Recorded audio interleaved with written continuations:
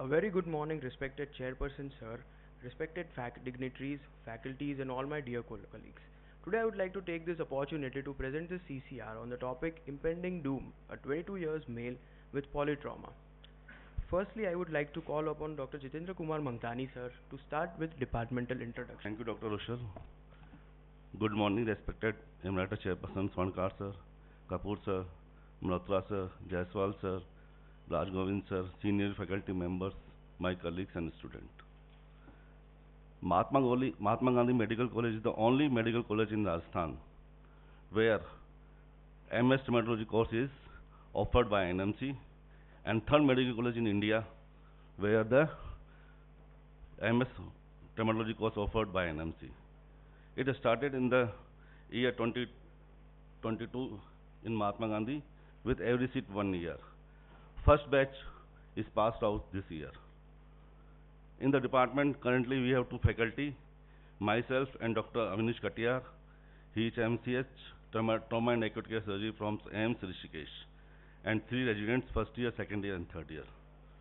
In our department, the facilities are research area, portable ultrasound, ABG analyzer, portable X-rays, ED operation theaters, trauma ICU, and well-equipped ward.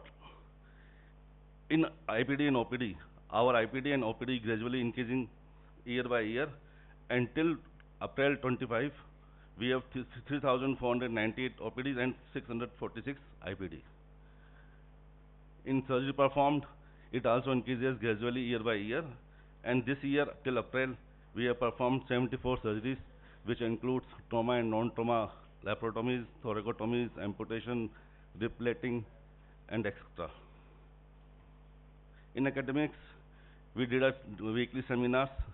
On Monday, bedside case discussion, Tuesday, case presentation, Wednesday, thesis update, Thursday, micro teaching, Friday, journal club, Saturday, seminars. These are our publications of the department. We conducted 2 CMEs in collaboration with surgery department on brain trauma abdomen and one on thoracic trauma.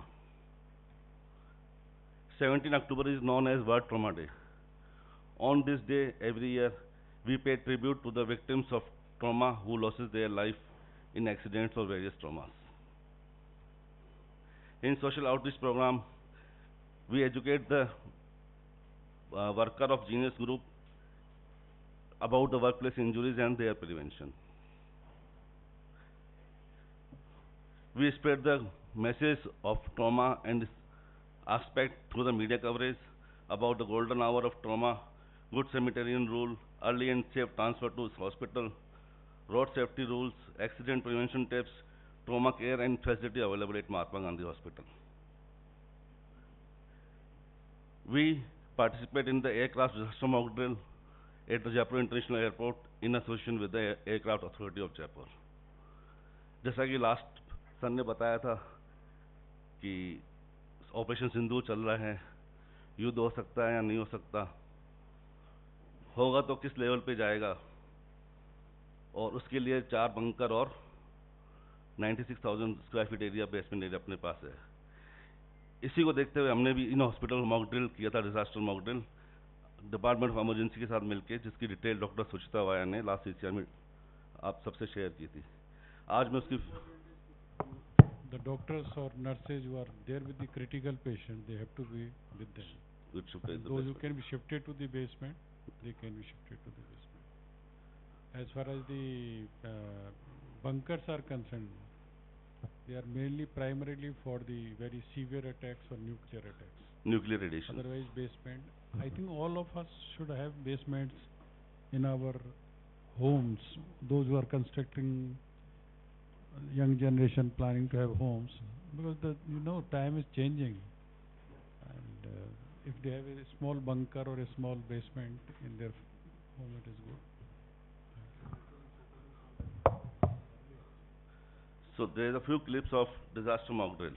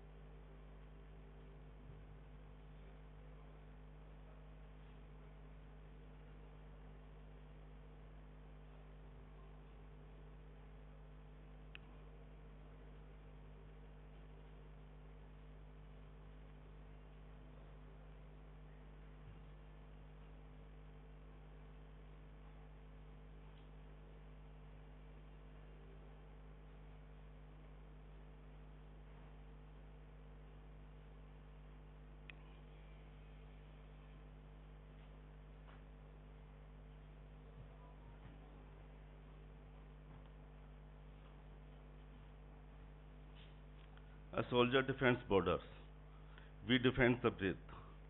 Both serve with courage where others fear to stand. Stay together, stay stronger. Thank you. Now I request Dr. Rushal to begin with the case presentation.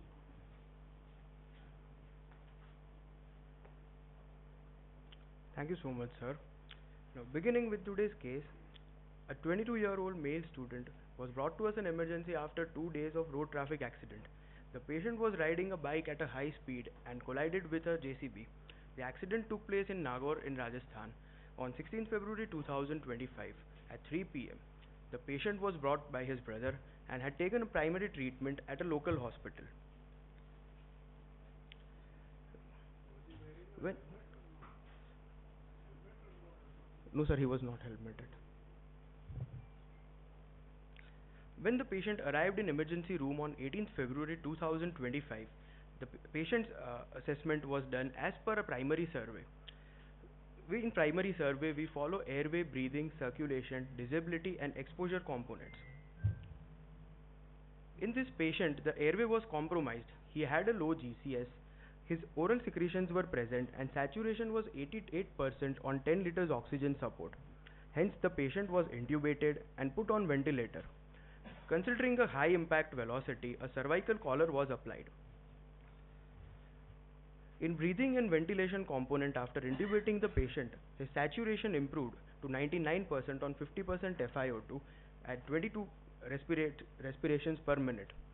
Air entry was reduced on left side. On ventilatory support, he was on volume controlled ventilation. PEEP was 6 mmHg. Respiratory rate was 22 per minute and tidal volume 450 ml. In circulation and hemorrhage part, his pulse was 134 per minute. BP was 110 by 70 mmHg without any inotropic support. EFAST examination was done, which was negative, and pelvis was stable, which was confirmed upon pelvis compression test. His right limb was externally rotated with visible deformity. Moving forward to that, we took 2 wide bore cannulas. A warm Ringer's lactate was given 500 ml bolus. Blood samples were immediately taken and Thomas splint was applied. In disability section, we saw that patient's GCS was now E2VT-M3. Pupils were bilaterally normal reactive. There was no focal neurological deficit and serum blood sugar was 128 milligrams per deciliter. The patient's examination was done under controlled environment in order to prevent hypothermia. He was covered with blankets and warm saline was given to prevent lethal triad of trauma. Following primary survey, the adjuncts were relied upon, which were Riles tube was inserted, 120 ml bilious content was evacuated, EFAST examination was negative, ECG was normal, chest X-ray showed obliterated costophrenic angles on left side of lung, ET tube in C2, nasogastric tube in C2. Urinary catheter was placed which showed 250 ml clear urine, and ABG showed mixed acidosis where pH was 7.25, PCO2 52 mmHg and bicarb 18 millimole per liter.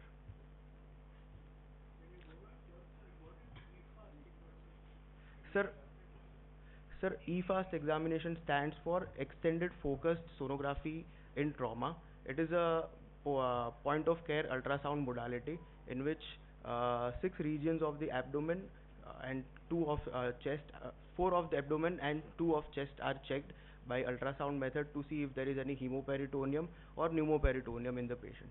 Kindly explain this. Sure, sir. Yes. An ample history of the patient was taken in which he had none reported allergies. There was no history of medical disease or medications. The primary treatment which he had taken was at the primary hospital back in Ajmer. The last meal he had taken was 2 days before admission, and the event leading to his injury was a dangerous mechanism of injury. When patient met with an accident on 16th February, he was taken to a nearby hospital where he was initially stable. He was given IV fluids, analgesics, Thomas splint was applied over there, chest X-ray and HRCT was done. On the next day, the patient was referred because there was a deterioration in his condition. After conducting primary survey, we reassessed the patient after 1 hour. We had seen the patient had been moreover stabilized and all the life-threatening conditions had been eliminated. Then we move forward to secondary examination, which is a head-to-toe survey of the patient. It includes head, neck and face, chest, abdomen, pelvis, spine, upper extremities, lower extremities, and skin and soft tissue. This patient did not have any signs of head or maxillofacial or neck injuries. Upon inspection of chest, we saw that a 2 by 2 centimeter bruise was noted in infraaxillary region along with multiple petechial hemorrhage spots as seen in the image. On palpation, there were no bony crepitus or subcutaneous emphysema present. Upon auscultation, air entry was reduced in left infrascapular area. In abdomen, multiple petechial hemorrhagic spots were present. On auscultation, bowel sounds were present. There was no sign of bleeding on perineum and digital rectal examination was done, which was normal. There was no injury to pelvis or spine either. There were no upper extremity injuries, and in lower extremities, the patient's right limb was externally rotated with limb shortening. Swelling was noted in right knee and ankle, and in left knee, a laceration and swelling was noted. We would like to emphasize on the fact that trauma does not have any boundaries. Moreover, any kind of injuries that we suspect come forward to us in later parts. So now I would like to ask the audience, what kind of injuries are we suspecting in this patient? First you tell us, what do you mean by polytrauma? Sir, definition of the polytrauma, that is what yes, sure, sir. Polytrauma is a condition, sir, in which more than 2 organ systems of body are affected following an injury in a patient. More than 2 organ, any specific thing which you are still lacking in the definition or in classifying? Along with a long bone fracture, sir, as well. Why have you written this topic of this CCR as impending doom? Because, sir, coming forward to diagnosis of the patient, the kind of injury the patient has, it is a very catastrophic injury if not diagnosed properly on time. What do you mean by impending doom? Sir, impending doom means that there is some kind of destruction which will be followed if it is not previously taken care of. That is near fatal. Near fatal, yes, sir. Kayamat tak. Yes, sir. Doomsday होता है? Doomsday, sir. सुना है नाम? जी, sir. ठीक है, कयामत तक. Doomsday. But here it is fatal injury. Fatal injury. At least one injury should be fatal out of 2. Life-threatening injury, sir. So what was the fatal injury here? So you have mentioned because patient has come second day. Sir, it will be first. वो ठीक है. Because patient, what is the golden hour? Sir, golden hour is 60 minutes. That is from the event leading to accident to the time if the patient comes to a hospital. If a patient comes to us within 16 minutes, then there is up to 90% chance of reducing any morbidity or mortality in this patient. And what is the golden hour? Because you are in the trauma, emergency, critical care. Mainly duties are there. Yes, sir. What is the golden hour in brain stroke? Sir, in brain stroke, golden hour is 5 minutes. Golden period is, sir, 5 minutes to 10 minutes. मैं तो hour पूछ रहा हूँ यार, आप minute में क्यों जा रहे हो? 3 hours, sir, in a brain stroke injury. And in the heart attack? Sir, in heart attack it would 5 hours. No, it is 1 hour everywhere. Please remember, it is 1 hour everywhere. Polytrauma or multiple trauma as defined, which I have read last evening only. It is the 2 injuries, at least 2 organs are involved. And 1 organ should involved in such a way which may lead to the fatality if not taken care of. ठीक है ना? चल. So any answers from the audience? जो इन्होंने history बताई है उससे बताइए कहाँ इंजरी हुई है. मतलब this is the physician asking. 2 तो मुझे दिख रही हैं. Anybody volunteers? Any surgical resident?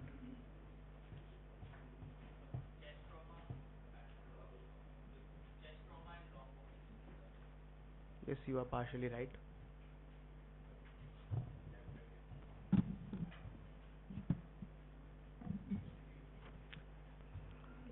moving forward, the patient had a low GCS, head and face was normal, reduced left side air entry, petechial hemorrhages were present, and lower extremity injuries were present. So in order to prove our diagnosis, we went forward and requested. Patient with polytrauma, when you are intubating and ventilating the patient. Yes, sir. That is what you did the first thing. Yes, sir. What precautions you take? What is in the back of your mind that this can create a problem? Sir, firstly and mostly we we take very much care in preventing a cervical injury while intubating the patient. And if the patient has multiple injuries on the face, then we try to maintain a clear route to the airway by removing the secretions, or if there is any blood present, or if there is any foreign body component present. Anything in the chest? Sorry, sir? Anything in the chest? Suppose there are rib fractures, something which can worsen.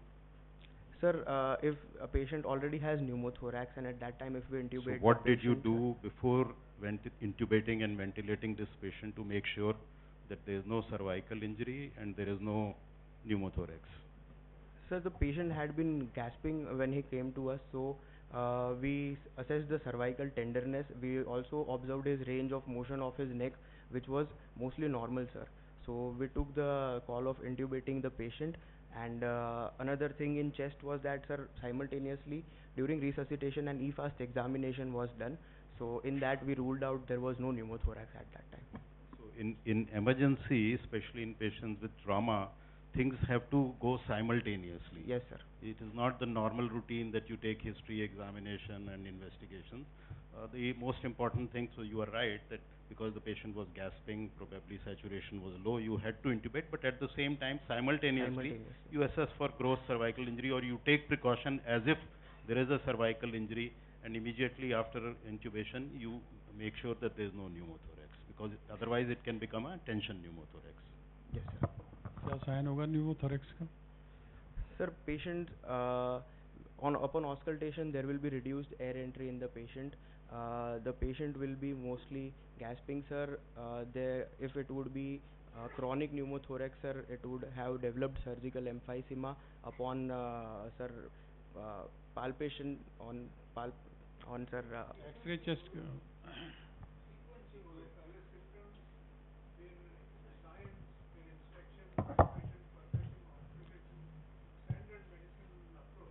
Sure, sir. Sir, patient will be breathless. We will have complaints of shortness of breath. We will see that patient will be gasping. There will be reduced air entry on auscultation. When we'll percuss, there will. Sorry, sir. On sir inspection, the chest will be unilaterally raised. There won't be symmetry in chest rise. And on percussion, sir, there will be dull sound present. Resonant sound, sir.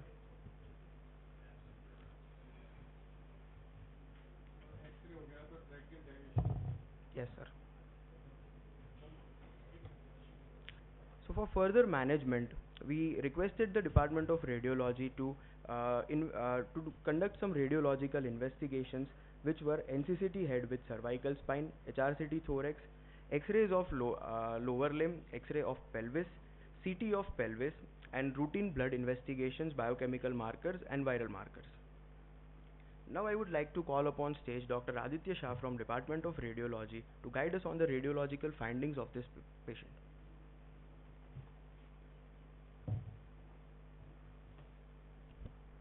Thank you, Dr. Rushal, sir. Now, good morning, respected dignitaries, teachers, and resident. I am Dr. Aditya Shah, second year PG resident from Department of Radiodiagnosis. Today, I will be presenting the radiological finding of this case. Now, this is on left side, you can see the radiograph of the pelvis, AP view, which shows the fracture of the neck of the right femur. There is no evidence of bony erosion or osteolateral lesions are seen, and bilateral SI joint are normal. On right side is the radiograph of the right femur. You can see a comminuted displaced mid-shaft fracture of the right femur. with lateral displacement of the proximal segment and medial displacement of the distal segment, which is consistent with the high energy traumatic mechanism. Now on left side is the radiograph of the bilateral knee joint.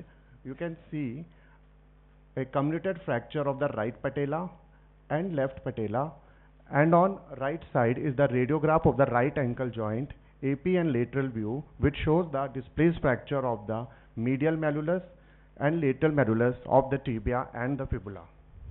Now this is the chest radiograph, AP view, normally exposed film, showing a left hemidiaphragmatic injury with upper displacement of the bowel loop in the left hemithorax, causing mild shifting of the mediastinum and trachea to the contralateral side.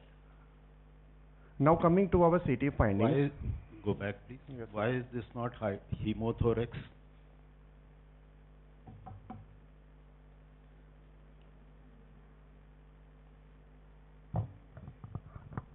Hemothorax fluid होता है तो कैसी So surface we हो see जाएगी? the fluid levels in it, sir. Any na fluid So level. there is no fluid level is showing. Fluid levels, yeah.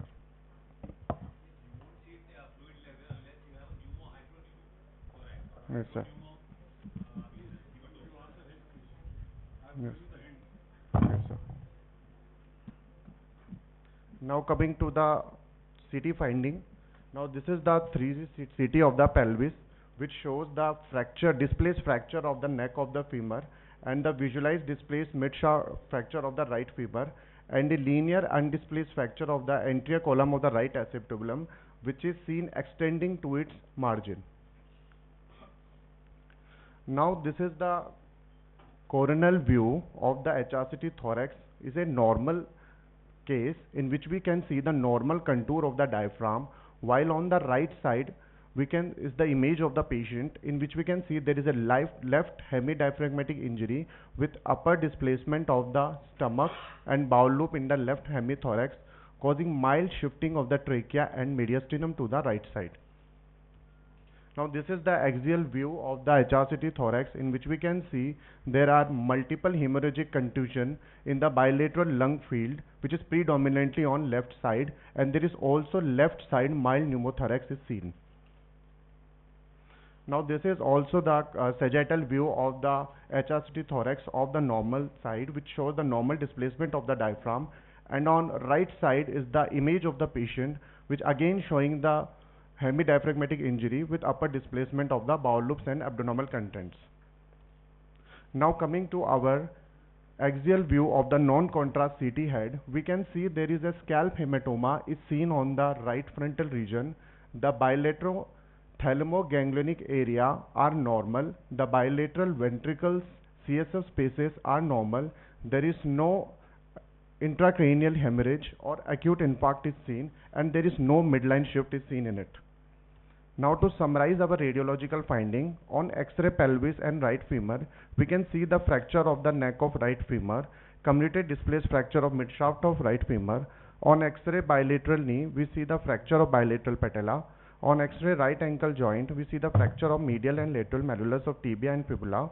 On chest X-ray, we see the left hemidiaphragmatic injury with upper displacement of the bowel loops in left hemithorax.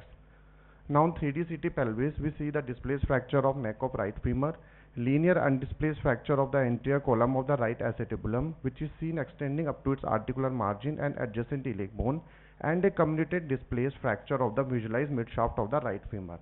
On HRCT thorax, we see the multiple hemorrhagic contusion in bilateral lung field, which is predominantly in the left lung, and left hemidiaphragmatic injury with upper displacement of the stomach, bowel loop and spleen in left hemithorax, causing mild shifting of the trachea and the mediastinum, and a left-sided mild pneumothorax.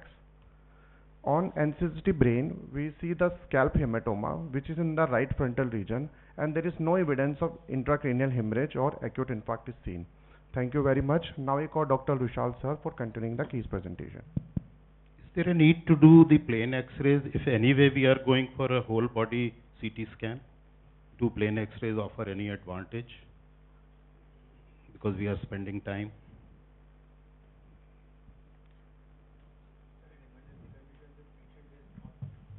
No, because this is clear-cut polytrauma.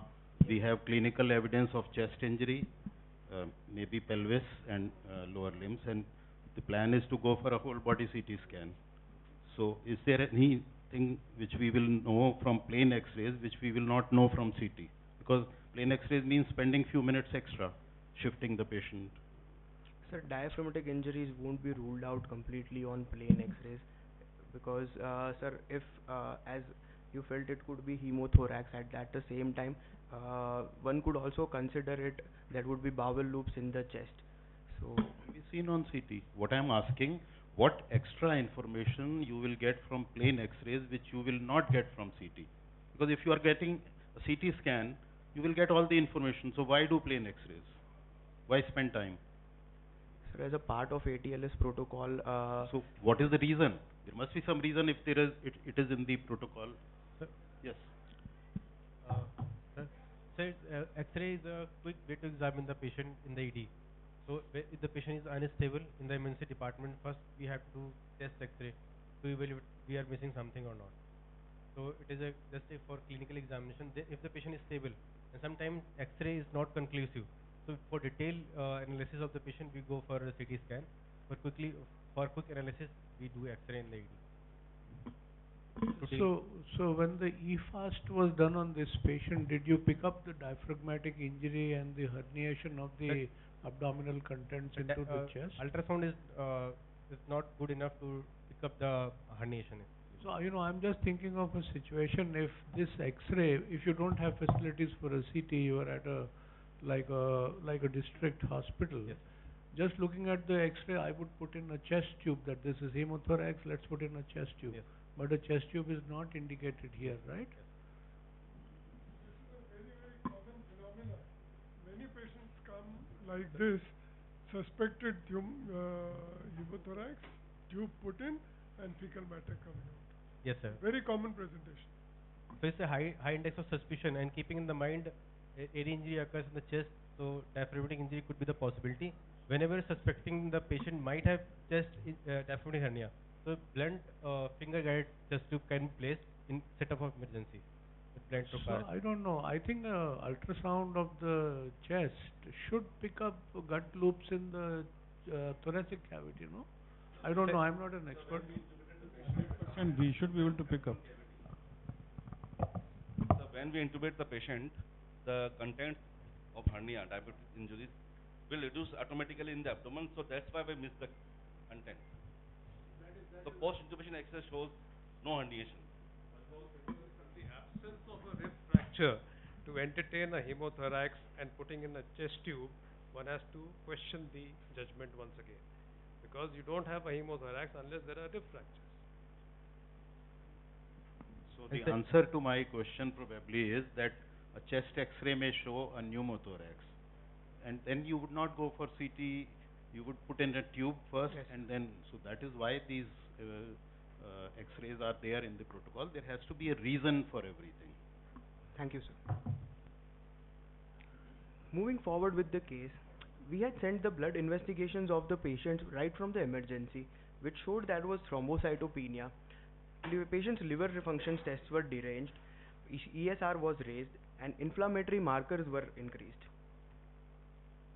We also had a suspicion of fat embolism in this patient because patient had cerebral involvement, petechial rashes, and respiratory insufficiency, along with fulfilling 5 out of 9 minor criteria, which were thrombocytopenia, jaundice, high ESR, tachycardia, and fever. So to summarize the entire case, we have a 22-year-old male student who met with an accident. A primary treatment was received at a nearby hospital. He was referred after 48 hours due to deterioration in health.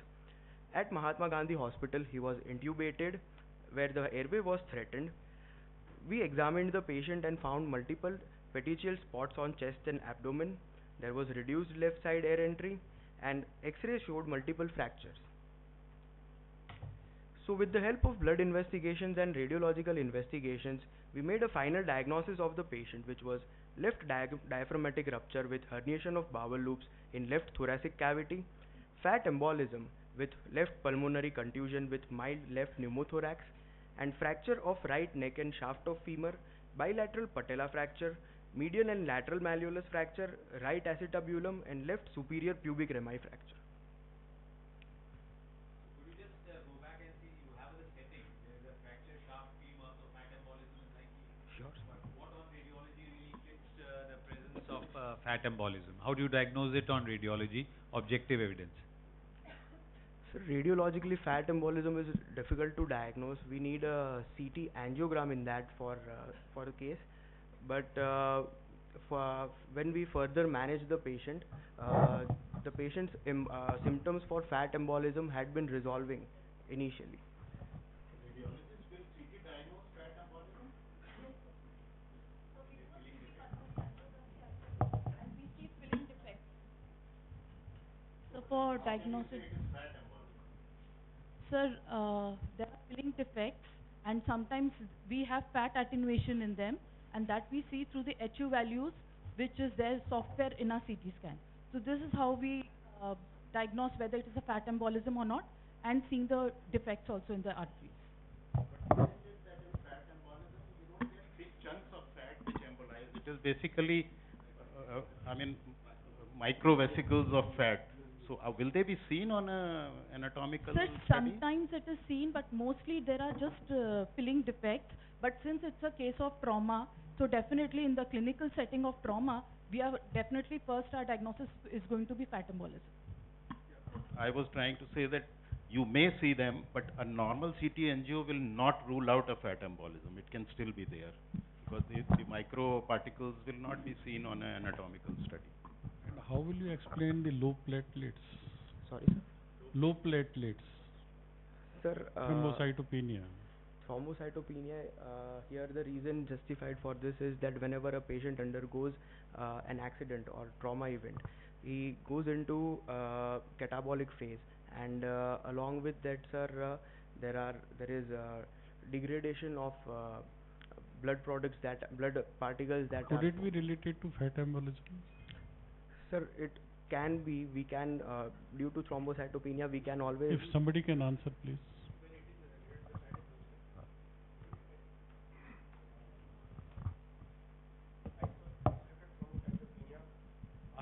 After trauma is a possibility of fat embolism, but in generally polytrauma do not have thrombocytopenia. Since it is a case of fat embolism, so the exact mechanism is not known because not mentioned in the literature. Something like DCI. Yes, it is the initiation of the DIC, disseminated intravascular coagulation, which can be triggered by the fat embolism or any.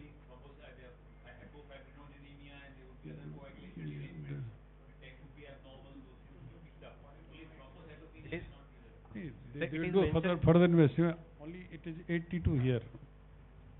There is briefly mentioned about the fat globules. They cause aggregation of the platelets around the fat globules. So it's lower down, but exactly why it's happening, not mentioned. One most important thing you are not mentioned, blood to clear. How many units transfused? It is because of dilution factor. DIC is one of the most common factor in the polytrauma. You rightly mentioned. The blood was not.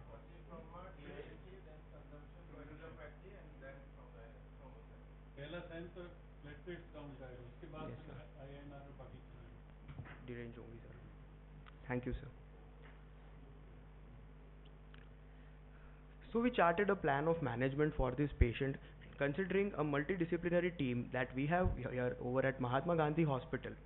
I would like to thank all the other associated departments such as Department of Orthopedics, Critical Care, Emergency Medicine, Anesthesiology and Radiodiagnosis for.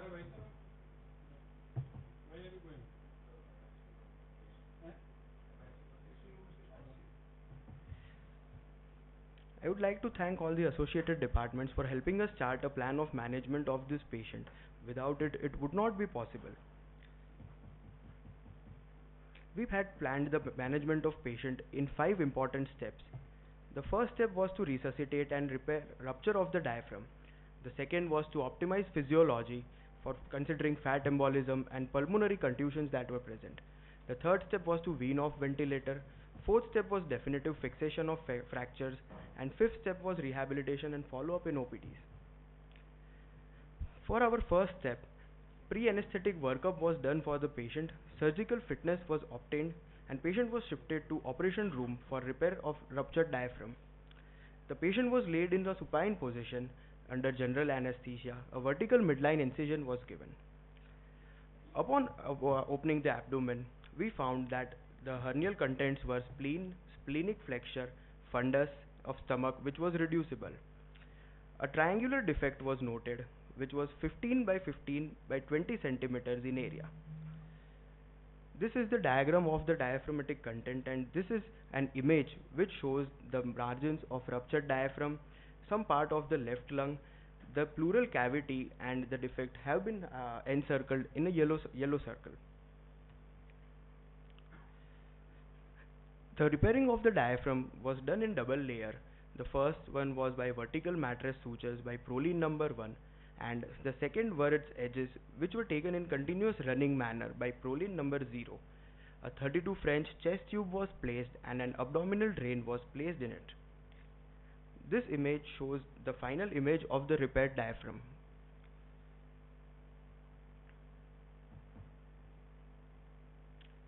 The rectus sheath was closed with PDS number 1 on loop and skin was closed with skin staplers. The duration of the entire surgery was 2 hours. Blood loss was less than 50 ml and intraoperative period was uneventful. The patient was shifted to ICU by 3:30 p.m. The second step was to optimize physiology. For that, I would like to call upon Dr. Aparajita Pandey and explain us about the management of the patient in the ICU. In this patient, when the Riles tube was being placed, Yes, sir. suppose you found that Riles tube is not going in. Okay, sir. There is a resistance at about 35-40 centimeter. What do you suspect?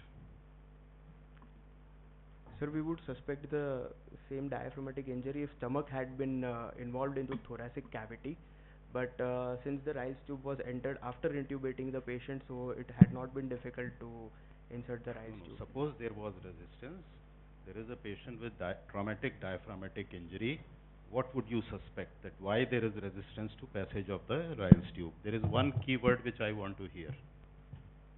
What is the associated abnormality in the stomach with the diaphragmatic injury and diaphragmatic herniation, which offers resistance to passage of Riles tube? It is the volvulus of the stomach. The stomach has got rotated. Rotated. Okay.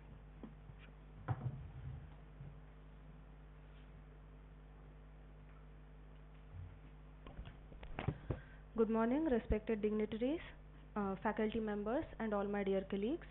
I am Dr. Aparajita Pandey from Department of Critical Care Medicine. I will be talking about the ventilatory management and rehabilitation of the patient. So let's start with the arrival of the patient in the ICU. On arrival, during re-evaluation, his airway was assessed, which was secured with an endotracheal tube of 8 mm. Bilateral air entry was equal on breathing, and there was left ICD in situ, which was functional.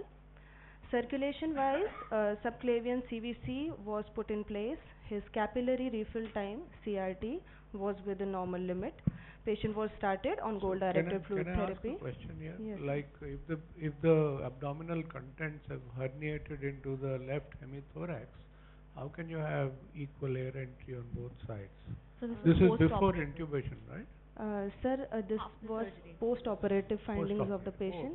As discussed earlier, pre-operatively left side air entry was reduced. Disability wise, patient was kept sedated and paralyzed. We targeted blood glucose level of 122 milligrams per deciliter. Patient had warm peripheries on exposure. Vital wise, vitals were satisfactory. Patient was put on the volume control mode and tidal volume was given for 6 ml per kg. Respiratory rate was set on 22 cycles per minute and positive end expiratory pressure of 5 centimeters of water was given. Now ICU progress from post-operative day 0 to day 3. Patient had average temperature spike of 101.4 degree of Fahrenheit. Pulse and blood pressure were mostly within normal limits. Pain control, we did NRS score, that is numerical score, and since patient was kept sedated and paralyzed, NRS was 0.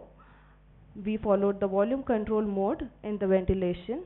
I would also like to say that on post-operative day 1, patient was given spontaneous awakening trial in order to assess GCS. Now the interventions, cultures, blood investigation, chest x-rays and surgical sites were checked. Patient's blood cultures and urine cultures were sent. X-ray showed pneumonic patches on post-operative day 1. ETT culture was suggestive of Klebsiella pneumoniae with following labs: hemoglobin 10.6, TLC count 7.7 thousand and platelets was 1.04 lakhs. We followed fast hugs bid evaluation, which is a comprehensive evaluation technique used in ICU, which includes fluid, analgesia, sedation, thromboprophylaxis, head elevation, ulcer prophylaxis, glycemic control, spontaneous breathing trials, bowel movements, indwelling and de-escalation of antibiotics. So on post-operative 0, we started patient on fluid with 100 ml per hour, which was tapered to 60 ml per hour by post-operative day 3. Feeding was started on post-operative day 2 at the rate of 50 ml per hour. Preferred analgesia, tramadol and paracetamol. Patient was kept sedated. We used low molecular weight heparin as thromboprophylaxis and applied DVT pump. Patient was given head elevation of 30 degree. Ulcer prophylaxis, we used injection pantoprazole. For glycemic control, as mentioned earlier, our target glucose control was 120 to 180 milligrams per deciliter. Patient was given spontaneous breathing trial intermittently. Bowel movements, bowel sounds were present and motion started on post-operative day 3.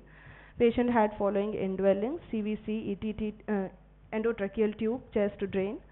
His antibiotics were escalated since I mentioned that patient had fever and we had sent cultures. So empirically patient was started on meropenem and poly B. ICU progress from post-operative day 4 to 6. So here we can see that patient's temperature started to improve. Patient was vitally stable and our spontaneous breathing trials time duration was increased.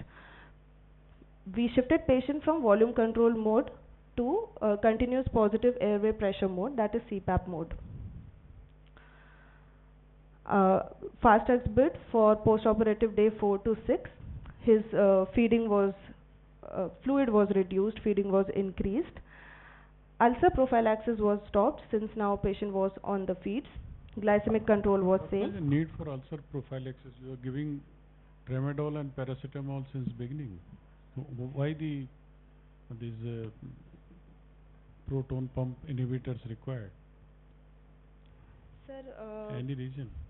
Yes, sir. So you are not using any pain NSAIDs or like diclofenac sort of thing? Sir, so the patient is on multi-drug therapy, which are including antibiotics and analgesics as well. So to prevent drug-induced ulcers, we are giving him pantoprazole, which was later stopped as the feeding was started. So I think the right answer is stress ulcer prevention. Yeah, stress ulcer prophylaxis. And sir, in the initial studies for the prevention of the ventilator-associated pneumonia, the VAP bundle said that we should give pantoprazole prophylaxis. But in the recent guidelines, evidence has shown that when we start feeding the patient, actually, we should not give ulcer prophylaxis because the acidic medium of the gut actually protects us, because it would kill the bacteria. If we remove that acidic environment, the bacterial gut would proliferate and would translocate and increase the chances of sepsis. What is the pH of the gastric juice? Less than 4. Less than 4. Less than that. Gastric juice आपके हाथ में यहाँ रख दिया जाए तो 10 hydrochloric acid. That is how we confirm the Riles tube position also. We check by the pH meter. The pH is less than 4.5 on the Riles tube aspirate. That means we don't even need to do the chest x-ray to confirm the position of the Riles tube. It is confirmed that one of the confirmation criteria that it is in the right place. One more clarification. What is the current recommendation for glycemic control in critical care? Yes, sir. So it's 140 to 180. So 140 to 180. It is control. Yes, sir. We want less stricter control actually. We don't want stricter control. In the previous studies, they showed that we should have a stricter control, but now it is like a lenient control because hypoglycemia kills more than hyperglycemia. Because earlier it used to be around 120. Yes, sir. Now it's 140 to 180. Thank you, sir. So, summarizing the ventilator strategy of the patient, as you can see in this graph, from post-operative day 0 to 3, we gave patient a spontaneous awakening trial followed by a spontaneous breathing trial for a shorter duration, which included GCS assessment and his hemodynamic monitoring. From post-operative day 3, the green line, we have increased the CPAP mode in the ventilator, and we have increased the spontaneous breathing trial of the patient. Till day 6, we were able to successfully extubate the patient. So to conclude that with the help of multidisciplinary team approach, our nursing care and meticulous monitoring, we were able to successfully extubate this patient and shift him to the ward. Thank you. Now I would like to call Dr. Rushal to take the case further.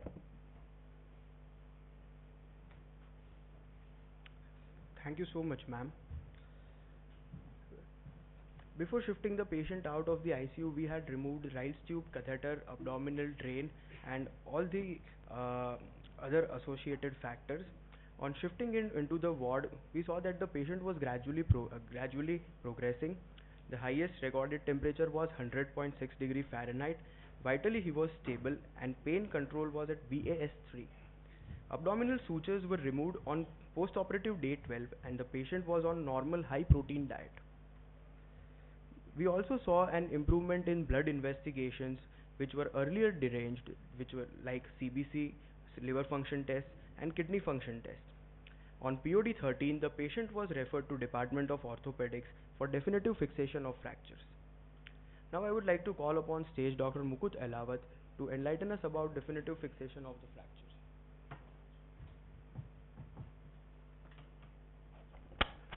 Thank you, Dr. Rushal. I am Dr. Makul Ahlawat, second year resident in Department of Orthopedics. I will be presenting orthopedics management of this patient.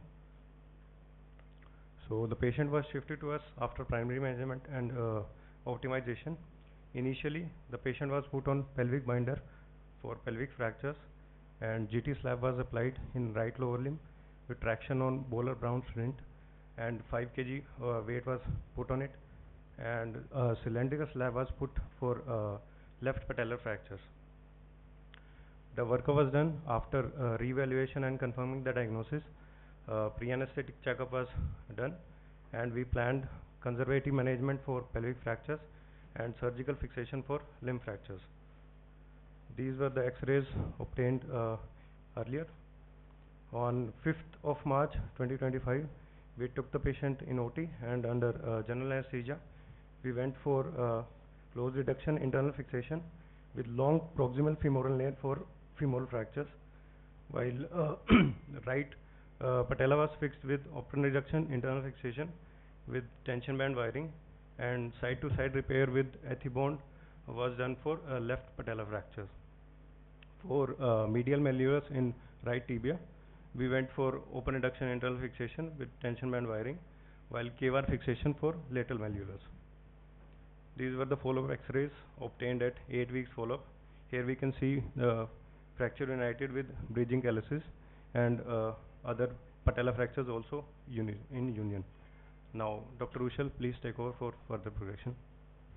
So all this was done almost 2 weeks after the injury. While you were waiting, you applied the splint and all.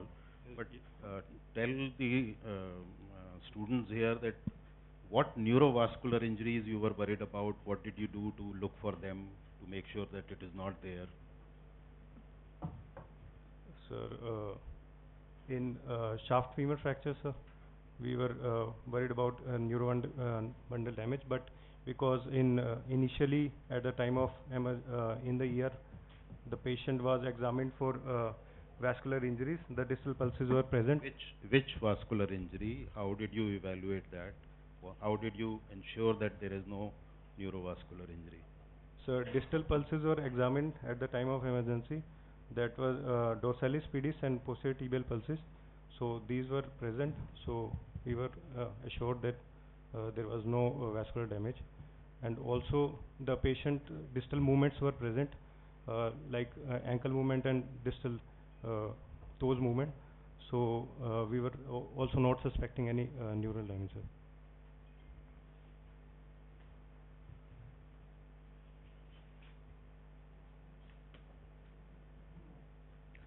Following definitive fixation of the thank you Dr. Mukul. Following definitive fixation of fractures, the last step was rehabilitation and follow-up of the patient. The patient had a pretty stable health on 15th and 17th day. He was happily discharged, confirming vitally stable on 17th day, and he was jointly followed up in OPD with Department of Orthopedics. Limb physiotherapy advice was started, which consisted after 4 weeks he could do closed chain knee bending, straight legs raise. After 6 weeks, nil weight bear on right lower limb and weight bear on left lower limb, and after 10 weeks full weight bearing walk could be done. This was the latest follow-up of the patient on 15th May 2025, and he had sent us a video from home where he could perform his daily activities and had been able to walk with the help of a walker.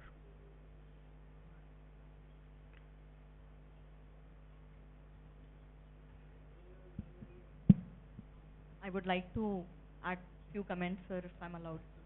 Sir, I think whenever we have these surgical seminars, we should always talk about the enhanced recovery after surgery protocol, which is the evidence-based protocol followed worldwide to rehabilitate the patient not just post-operatively but pre-operatively, intra-operatively, and post-operatively. For example, our old practices that we stopped feeding the patients after midnight. We stopped water also, but the ERAS protocol shows that patients should be on carbohydrate-rich drink till 2 hours before the surgery. And I've seen patients of Whipples eating porridge after 6 hours of the surgery. So the old concepts have been challenged and they have been shunned by the evidence-based medicine. So I think ERAS should be a part of any surgical case presentation henceforth. Thank you. Raj Govind and persons from the surgical department can better answer this question. We are following most of the ERAS protocol. The only thing is that early feeding, we go slow with 2, 3, 4 anastomosis, so we go slow with that.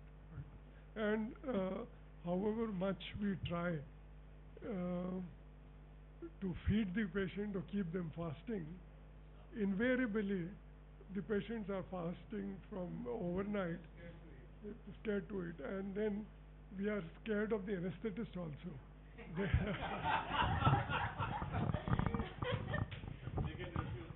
I won't comment anything on that. No, I'll also say that just like Dr. Raj Govind said, I have been following waiting before feeding the patient, but I have to admit that my younger colleague, Dr. Aditya Shah, he has very clearly demonstrated that even after a major surgery like Whipples, patients can be fed early. Very true, sir. I think GI surgery department is one department who are actually following ERAS to the maximum possible extent. But the more we'll start talking about it, we'll start changing our old ways of practices and old thoughts. Thank you. Dr. Rushal, in this patient, you have given a very catchy name for your CCR, Impending Doom. So when did you think this patient was doomed of what? Because while it has got the hall filled because such a catchy title was used, but I think all of us are wondering, when did you think the patient was doomed and may not survive? There was nothing very such that at least we could figure out in the presentation. Sir, actually that will come further in discussion notes, and we were trying to specify we were trying to shine light on the fact. Do you have a Rushal, Rushal,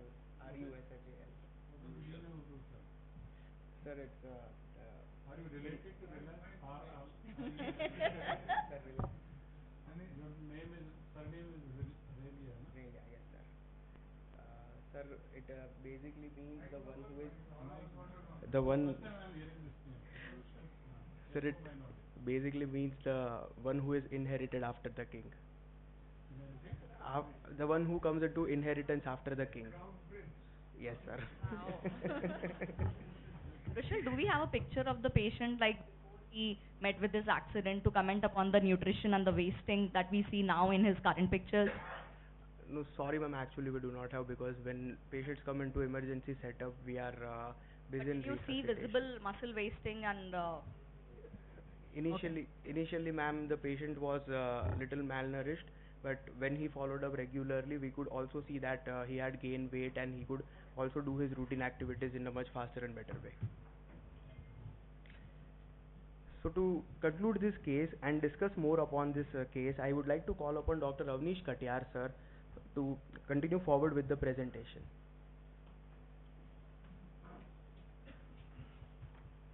Good morning, everyone. So I will be I'm going to continue for brief discussion about the diaphragmatic injury. As we are discussing, why did we choose this case? So because the chest trauma is the third most common trauma after head injury and orthopedic injury, and the most common trauma seen by widely with multiple departments, especially with the surgical and medical disciplines. And as unstable patient initially seen by the Department of Emergency Medicine, followed by Department of Trauma Surgery, General Surgery, and Department of CTBS whenever required. Unstable patient with the multiple rib fracture, they used to visit the OPD of orthopedics, and with breathlessness, they used to visit sometimes with respiratory medicine and emergency medicine. So understanding of the diaphragmatic injury and its related complications, and to diagnose early, we should understand the basics of the diaphragmatic injury. As in our cases, we have noticed that this X-ray, the previous X-ray before intubation, it mimics like a hemothorax. When patient brought in emergency department and we get the X-ray, seems like hemothorax. Some resident may put the chest tube and suddenly fecal matter coming out. So it is very important to raise a high index of suspicion that this patient could have diaphragmatic injury. Whenever we are putting chest tube, we keep in the mind, so always put a chest tube in emergency with the blunt finger guided. Do not put a trocar ICD. And this patient was intubated. Suddenly the X-ray after intubation, the X-ray improves. There is no herniation of shadows. Radio opacity goes down, and angles were clearly, but there is a small obliteration of costophrenic angle. But still there is one finding which raised the high index of suspicion of diaphragmatic injury, that presence of tip of Rell's tube, which is marked with the yellow marker. This going towards the left hemothorax raised the suspicion of diaphragmatic injury. Whenever you see like this, always suspect the patient might have diaphragmatic injury. And next case, a 35-year male patient presented in ED with multiple rib fractures. Patient was intubated. In this patient, the chest tube was placed because of hemothorax. Suddenly blood came and X-ray was done. X-ray was suggestive of hemothorax, but something is wrong around the heart. The radiolucent shadow seen around the heart, which is giving a hint something is wrong in the chest. And we get a CT scan done, we're seeing the herniation of stomach through the central tendon, causing rupture of the diaphragm. So in other case, 33-year male patient after car crash presented in ED with multiple rib fractures. Patient was stabilized, and we get a X-ray done and showing right side grossly hemothorax, and lung is collapsed. But there is one suspicion. If you see the X-ray, the upper border of the diaphragm in the right side and lower border of the lung is not clearly defined, which again raises the suspicion of diaphragmatic injury. We get a CT scan done, is showing the herniation of whole liver lifted towards the right hemothorax. So understanding of the diaphragmatic injuries are important, because the incidence of the diaphragmatic injury is very rare. It's less than 1%. Precisely we can say 0.67%, and most of the time they are occurred after penetrating trauma. Blunt trauma is only constitute 33% of the cases, and overall 70% of the diaphragmatic injury they are missed in early presentation because of small defect, and X-ray is not able to pick, and we do not do CT scan in early examination part. And later on they land up with the complication like acute abdomen, which increases the mortality up to 25%. Overall mortality of the patient is 25% and more in the right side injury because of injury to the liver, and their mortality more in patients with the associated other injuries. Common site is the central tendon because the weakest part of the diaphragm, and then radiate in the periphery. So when to suspect the patient? Your patient might have diaphragmatic injury. There is a region in the body which is not anatomically defined in anatomy, but in surgery, in the trauma, we call it thoracoabdominal area, which is defined by superiorly with the lower border of the fifth ribs and inferiorly by subcostal margin. In this area, we call it thoracoabdominal. Any impact or penetrating object directing towards thoracoabdominal area is suggestive of, you always suspect the patient might have diaphragmatic injury, as seen in our cases. So early diagnosis can be made by keeping high index of suspicion while evaluating the patient, especially presence of vowel sounds in the thorax and presence of Ryle's tube in the thoracic cavity, and where the chest tube is contraindicated. Whenever suspecting, we do not put the chest tube. If we are putting a chest tube in emergency, always put a blunt finger guide chest tube where insert the finger and feel that something is wrong, and then finger guide chest tube should be placed in emergency department. Use the diagnostic tool of radiological diagnostic tool. Chest X-ray is sensitivity is so 30 to 40% of the cases. Rest of the cases can be we should proceed for the computer tomography, CT scan or MRI. MRI do not have extra advantage to diagnose the diaphragmatic injuries. Whenever you suspect the patient in your patient, go for CT scan. If your injury is minor or pain-teaching trauma, go for diagnostic laparoscopy where the sensitivity goes to the 100%, especially done in stable patients and small defect or pain-teaching injury. And American Society for Trauma is grade diaphragmatic angina in 5 grade. Grade 1 is contusion of diaphragmatic injuries. Grade 2 is laceration less than 2 cm. Grade 3 is laceration in 2 to 10 cm. And grade 2 and 3 they are primarily managed with the primary repair. Grade 4 is when laceration is more than 10 cm but the tissue loss is less than or equals to 25 cm square. Most of the cases in acute setting they are managed with the primary repair, and if they are not diagnosed early, they may require mesh repair. Grade 5 when the laceration is more than 10 cm but loss of tissue is more than 25 cm square, they usually diagnose with the radiological investigation. They usually require early and late setup with the mesh herniaplasty. Sir, phrenic nerve injuries they are more is less common actually because of radial injury. Central tendon do not have internal innervation is majorly on the lateral side. So if they radiate and the transverse cut is present, which is rarely in the diaphragmatic injury, especially common in gunshot injury or knife injury. Otherwise, phrenic injury is not common. This is the algorithm of diaphragmatic injury when the acute when patient presented within 6 weeks of injury, we call it acute diaphragmatic injury. When after 6 weeks, we call it chronic diaphragmatic injuries. In acute setup, laparotomy or laparoscopic repair is possible, should be done. In chronic cases, thoracotomy is indicated with or without laparotomy or laparoscopy. For large hernias more than 10 cm, we required mesh hernioplasty or autologous graft repair or tissue transposition. Now the take-home message: all injuries in around thoracoabdominal areas, keep a high index of suspicion. Do not put a trocar or blind ICD in the suspected cases. Use diagnostic tool up to the diagnostic laparoscopy to diagnose case early to reduce the complication. In early setup, laparotomy with or without thoracotomy is indicated. For stable patient, we can proceed for laparoscopic or thoracoscopic repair. Now I would like to express my sincere gratitude towards management of Mahatma Gandhi Hospital to providing point of care, point of trauma care in the emergency, where the most of the patients they receive the resuscitation room and the ultrasound machine and point ABG machine is available, where all types of trauma management is possible because of high facilities. And I would like to thank you the critical care team which is always available for our critical patient. I would like to thank you to Department of Orthopedics for holistic approach for trauma management, and thank you Department of Radiodiagnosis, Anesthesiology, Hematology, and especially thanks to nursing care which is they are always available from the emergency to the ICU care. Thank you for CCR review committee. They help us in managing presentation, precise presentation. Thank you for the patient and his family for trusting us. Thank you to the audience. Thank you.